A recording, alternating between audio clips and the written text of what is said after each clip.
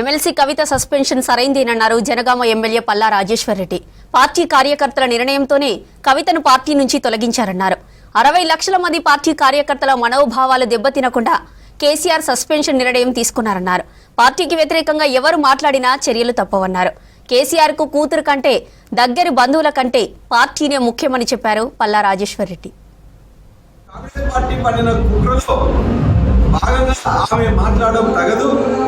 అందుకే వారికి చాలా సమయం ఇచ్చి వారేమన్నా మార్పు చెందుతారేమని చెప్పి చూసి ఇలా కేసీఆర్ గారు తన కూతురైన పార్టీ కంటే భిన్నంగా ఆలోచించొద్దని చెప్పే ఉద్దేశంతో తెలంగాణ కోసం, తెలంగాణ బాగు కోసం, భారత రాష్ట్ర సమితి యొక్క నాయకుల కార్యకర్తల యొక్క ఆందోళనను తొలగించడం కోసం వారి ఇష్ట ప్రకారమే వాళ్ళ భారత రాష్ట్ర సమితి నుండి వారిని తొలగించడం, సస్పెండ్ చేయడం జరిగింది.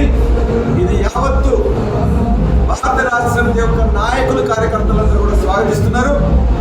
ఎవరైనా బంధువులైనా ఎవరైనా దగ్గర వారైనా కూడా పార్టీ వ్యతిరేక కార్యకలాపాలు పడితే ఇటువంటి చర్యలు తప్పనిసరిగా తీసుకోవాలని కూడా యావత్తు నాయకులు కార్యకర్తలు కోరిన మేరకే కేసీఆర్ గారు చర్య తీసుకున్నారు.